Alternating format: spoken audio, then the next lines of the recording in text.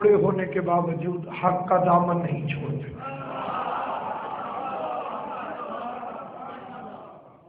گالیاں کھانے کے بعد، گولیاں کھانے کے بعد، فتووں کے سیلاب میں بھی جنہوں نے علی اور اس کی اولاد کا دامن اپنے ہاتھ سے نہیں چھوٹنے دیا.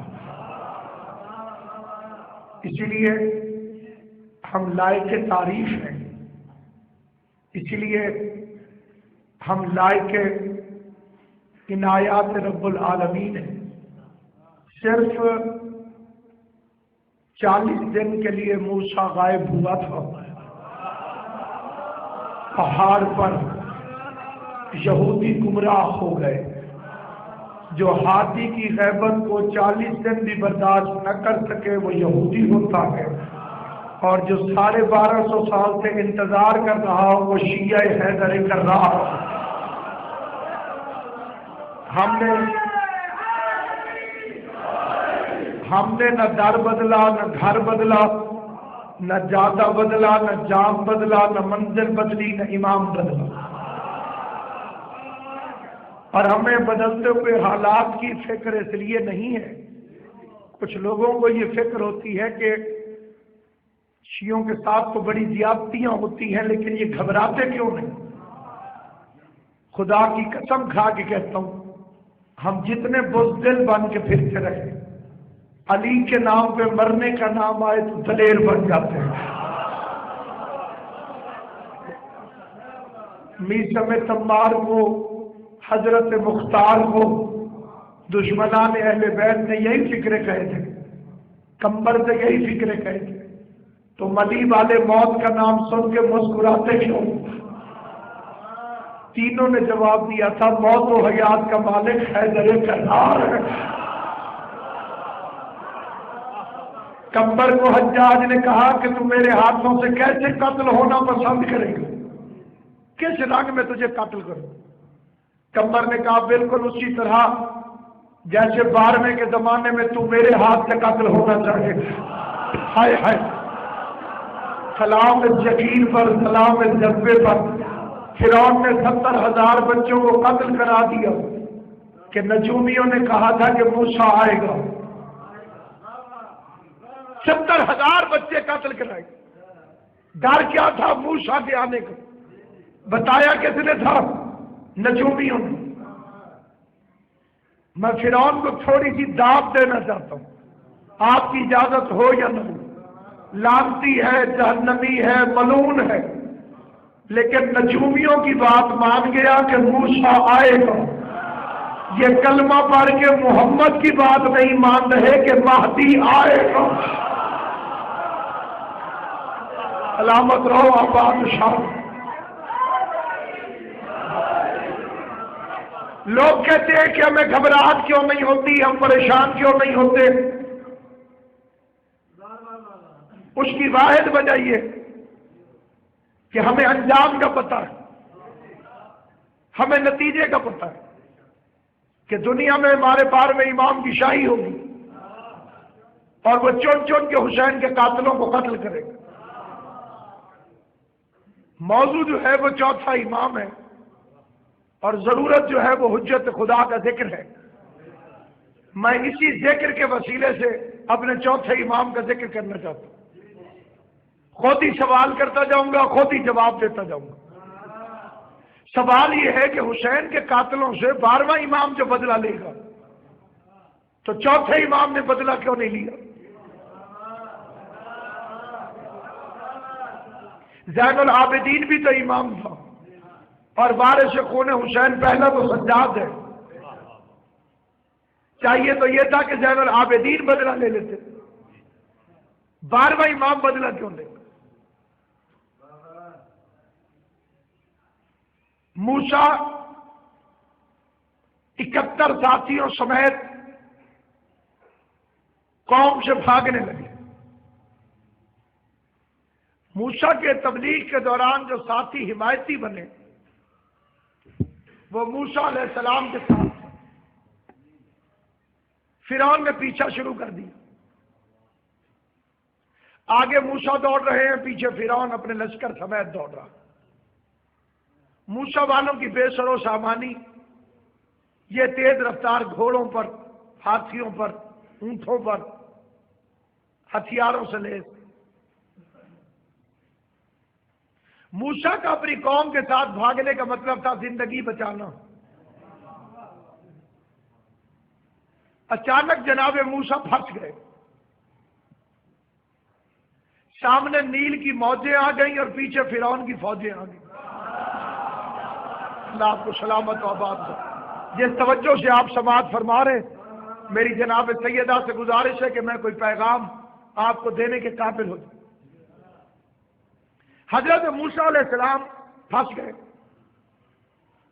پنجابیوں نے، سرائکیوں نے یہاں پر ایک مثال بھی بنائی ہوئی ہے، موسیٰ ڈردہ موت تو تے موت موسے دے اگے۔ ایک مل کے سلوات پڑھیں سیدہ بی قیامت اللہ سر اجازت نہ عرض کرے۔ منظور نظر جناب سیدہ کونین مقدس متبرک ذکر حسین امام حسین علیہ السلام کرنے والے اور باعمل ذاکر امام حسین علیہ السلام، میں ان کی دعاؤں کے صدقے سے چند فکر یاد کرنا چاہتا ہوں کہ حضرت موسیٰ علیہ السلام ایک بے سر و سامانی، سامان جنگ نہیں، اور بھاگنے والوں کے حوصلے ویسے ہی پست ہوتے ہیں۔ بھاگتا ہی وہ ہے جو اپنے آپ کو لڑنے کے قابل نہ سمجھے۔ بھاگ رہے ہیں اور سامنے دریا آ گیا، پل تھا نہیں، کشتی تھی نہیں، ورنہ نکل جاتے۔ اب نہ راستہ آگے ہے نہ پیچھے، سامنے نیل کی موجیں آ گئیں اور پیچھے فرعون کی فوجیں آ گئیں۔ اگر کسی انصاف پسند انسان سے کہو کہ اب آگے لکھے کہ کیا ہوگا، تو موسیٰ کی شکست ہے۔ لیجئے موسیٰ کی چھیڑی ہوئی لڑائی کو اللہ کل شیء قدیر لڑنے آ گیا۔ موسیٰ علیہ السلام بہادر تھے، لیکن لڑائی کا انجام خدا کو لکھنا پڑا۔ کیا کہنے حسین تیری بہادری کے، خدا کہتا رہا میں مدد کے لیے آؤں، یہ پلٹ کے کہتا رہا نہ میں ابراہیم ہوں نہ میں موسیٰ ہوں۔ لڑائی چھیڑی بھی خود ہے، ختم بھی خود کروں۔ سارے سورماؤں میں، عزت مآب ہستیوں میں اکلوتا ہے حسین جس نے اپنی لڑائی شروع بھی خود کی ہے، ختم بھی خود کی۔ اس فکرے کی تشریح کا وقت نہیں، جتنا مرضی سوچنا ہو سوچتے رہیے۔ خلیل کی لڑائی ختم ہو گئی تھی، اگر وہ آگ میں گر جاتے اور آگ وہ کرتی جو آگ کرتی ہے۔ رحمان نے کہا تو ہاتھ اس سے میں لڑتا ہوں، سچا خدا جھوٹے خدا سے لڑنے لگا۔ قدیر نے کمزور کو مچھر کے ساتھ مار دیا۔ جب بھی وہ ذلیل کرتا ہے وہ برابر کی قوتوں کو نہیں ٹکراتا، چھوٹے سے ذلیل کراتا ہے تاکہ شکست یادگار رہے۔ ایک لہر میں فرعون کو مار دیتا ہے، مچھر سے نمرود کو مار دیتا ہے، 72 سے 9 لاکھ کو ذلیل کروا دیتا ہے۔ اگر برابر کی طاقتیں لڑیں تو مبشر لکھ سکتے ہیں جناب کسی نے تو ہارنا تھا۔ دو برابر کی طاقتیں لڑی تھی، کوئی جیت گیا کوئی ہار گیا، اس کا ہمیشہ چھوٹے سے ذلیل کرواؤں۔ اس لیے حج کے دوران شیطانوں کو بڑا پتھر مارنے کی اجازت نہیں، چھوٹی چھوٹی کنکریاں مار تاکہ ابلیس یادگار ذلیل ہو۔ وہ ابابیلوں سے ہاتھیوں کا لشکر تباہ کر دیتا اور فرمائی۔ تو اب سامعین گرامی، آمدن بر سر مقصد، موسیٰ گھبرا گئے، معبود کیا کروں؟ فرمایا عصا مار۔ موسیٰ نے پانی پر عصا مارا۔ پانی کا ٹوٹنا معجزہ کالطود العظیم۔ اللہ فرماتے ہیں جانے والا پانی بھی بڑے پہاڑ کی شکل میں کھڑا ہو گیا، آنے والا پانی ادھر بڑے پہاڑ کی شکل میں کھڑا ہو گیا۔ یا ایک فکرہ قبلہ کعبہ سے دعا لینے کے لیے عرض کرنا چاہتا ہوں، جتنی بھی معجز نما حجتیں ان کے معجزے میں ٹوٹنا ضرور ہے. جس نے بھی معجزہ دکھایا کچھ نہ کچھ ٹوٹا. پتھر کا سکوت ٹوٹا تو حضور کے ہاتھوں میں کلمہ پڑھنے لگا. پیغمبر نے انگلی کا اشارہ کیا چاند ٹوٹ گیا. علی نے انگلی کا اشارہ کیا سورج کا رشتہ مغرب سے ٹوٹ گیا. صالح نے دعا مانگی پہاڑ ٹوٹا تو اندر سے اونٹنی نکل رہی. توجہ ہے یا نہیں آپ کو؟ جس کا معجزہ اٹھا کے دیکھیں گے اس میں ایک ہی قدر مشترک ہے، توڑ دو. موسیٰ نے اچھا مارا پانی ٹوٹ گیا. اور ایک حجت ہے جو کہتی ہے جوڑ دو، اور اس کا نام ہے حسین. ہور کا رشتہ جنت سے ٹوٹ گیا تھا، حسین نے جوڑ دیا. کتنے اس کے پار ٹوٹے ہوئے تھے، حسین نے جوڑ دیے.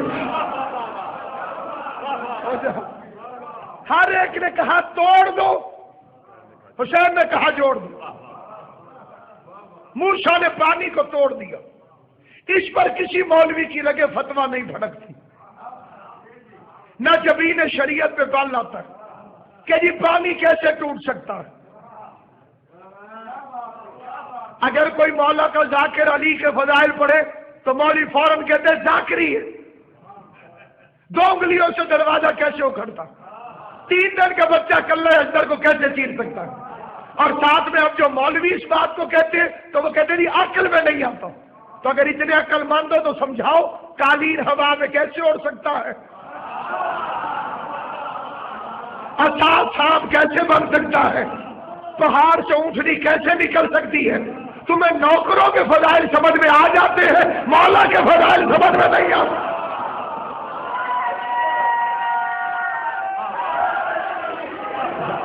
ان پر کوئی نہیں کہتا کہ ذاکری ہے.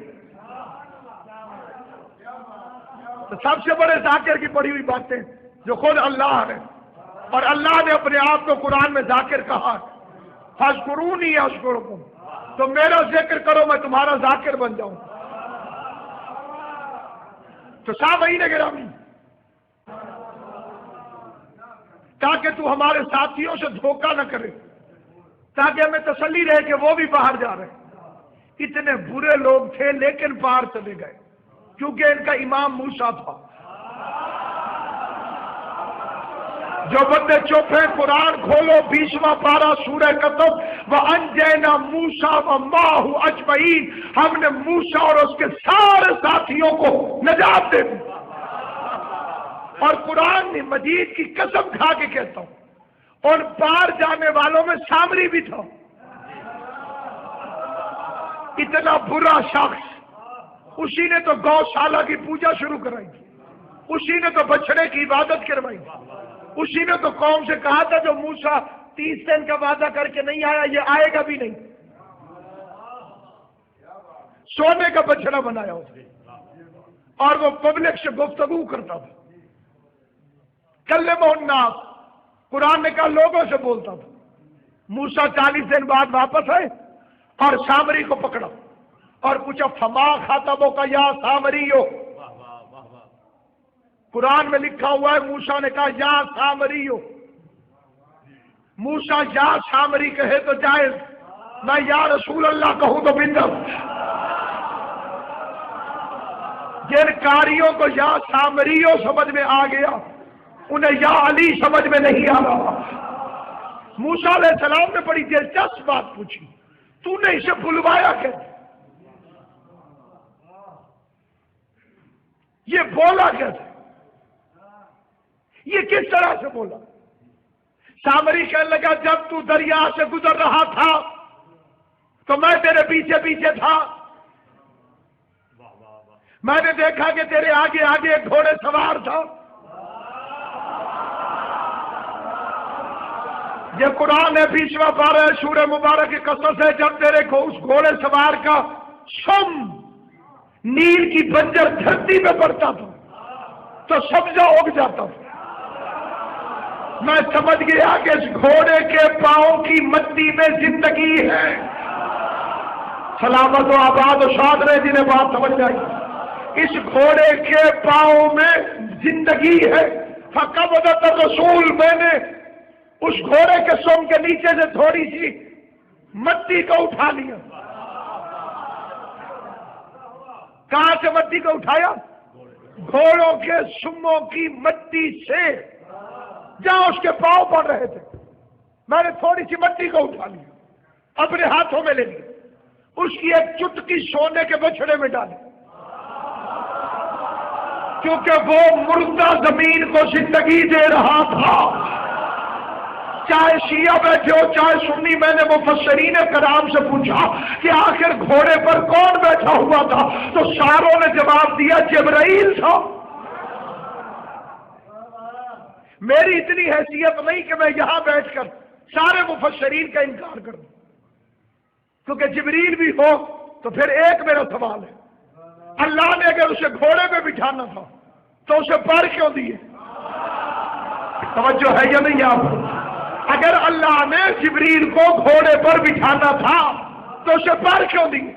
اور اگر جبریل بھی ہو تو پھر بھی میرے بارے میں جیسے علی کے شاگرد کے گھوڑے میں اتنی تاثیر ہے، اس علی کے بیٹے کے گھوڑے میں کتنی تاثیر ہو.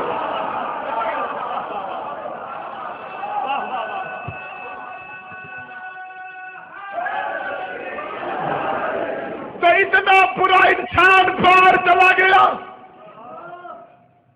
پار گیا تو اس نے گھوڑے کی سموں کے نیچے سے مٹی اٹھائی تھی اور اس کا ذکر اس نے قرآن میں کر دیا، اور یہ تاریخ نے قرآن ہے کہ یہ پار گیا. ثم اغرقناہ فی الآخرین، پیچھے آنے والے ہم نے ساروں کو غرق کر دیا. اب میں بڑی ذمہ داری سے فکرہ کہتا ہوں، قرآن کو مد نظر رکھ، موسیٰ کے سارے ساتھی اچھے نہیں تھے، فرعون کے سارے ساتھی برے نہیں تھے، کیونکہ فرعون بڑا نشانے باز تھا. ایک دفعہ کم وقت خدا کو تیر مارنے چلا گیا. اللہ نے بھی نشیریوں کی دلیلوں میں اضافہ کرنے کے لیے اس کے تیر کو خون لگا کے نیچے پھینک دیا.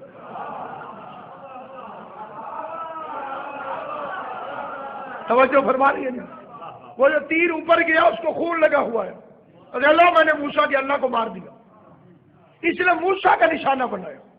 اس کا ایک وزیر تھا، وہ اس کو کوہنی مار دیتا تھا تاکہ موسیٰ کو تیر نہ لگے.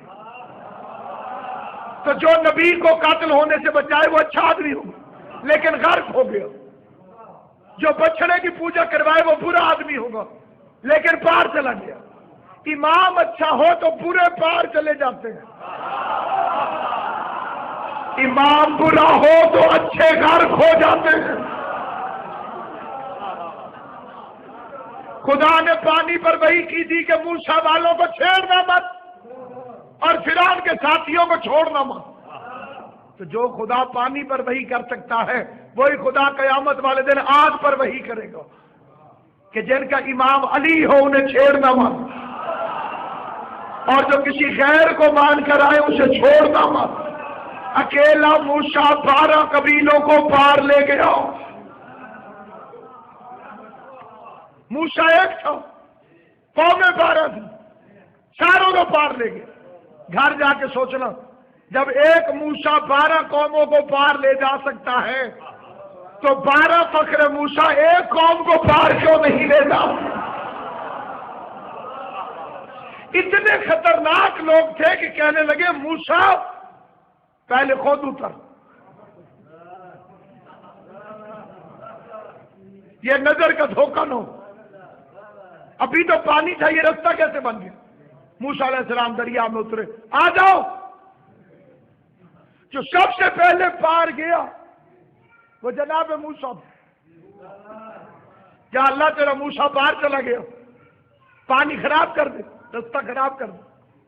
جواب آئے جب تک اس کا آخری بندہ پار نہیں کرتا. ایک سوال کیا تھا میں نے شروع میں، اس کے جواب میں یہ آیتیں پڑھی. سوال کو پھر دہراتا ہوں کہ جو بدلہ 12ویں امام نے لینا ہے، چوتھے امام نے حسین کے قتل کا بدلہ کیوں نہیں لیا؟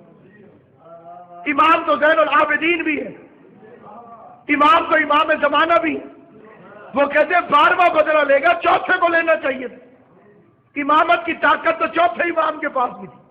اور میں اس جواب میں ایک اور جواب دوں گا، اس کا جواب بھی مجھ پہ واجب وارد کروں گا، اور دوسرا جواب یہ ہوگا میں امام زمانہ کے ظہور کی تاریخ، صحیح تاریخ قرآن سے بتاؤں گا۔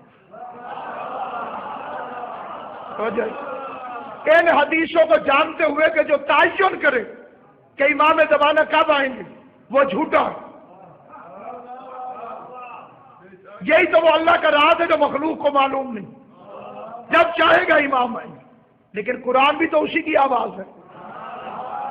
اگر میں اپنی طرف سے ڈیٹ بتاؤں تو میں جھوٹا ہوں آل محمد کے نزدیک، اور اگر تاریخ قرآن بتا رہا ہو تو پھر آپ کا ماننا واجب ہے کہ امام کب آئیں گے۔ ادھر موسیٰ نکلے، پیچھے جو فرعون آیا، ساتھی کہتے ہیں پہلے ہم جاتے ہیں کہیں خطرہ نہ ہو۔ فرعون نے کہا نہیں پہلے میں جاؤں، گھوڑے سمیت فرعون دریا میں اترا، کہنے لگا یہ راستہ میری خدائی کا کرشمہ ہے، اگر میں خدا نہ ہوتا تو یہ راستہ کیوں بنتا؟ ساتھیوں نے کہا بے شک۔ میں کہتا ہوں یا اللہ فرعون پھنس گیا ہے، پانی سے کہہ ملی امیٹ کر دے، آواز خدا ابھی عذاب نہیں آئے گا جب تک آخری فرعون ہی نہیں آتا۔ عذاب اس وقت آیا جب فرعون کا آخری ساتھی دریا کے اندر آیا۔ لوگ پوچھتے تمہارا 12واں امام کب آئے گا؟ یہ ہے اس کے آنے کی تاریخ، جب تمہارا آخری یزیدی آ جائے گا میرا 12واں امام آ جائے۔ ادھر سے آخری یزیدی آئے گا، اور اب سنیے کہ چوتھے امام نے بدلہ کیوں نہیں لیا۔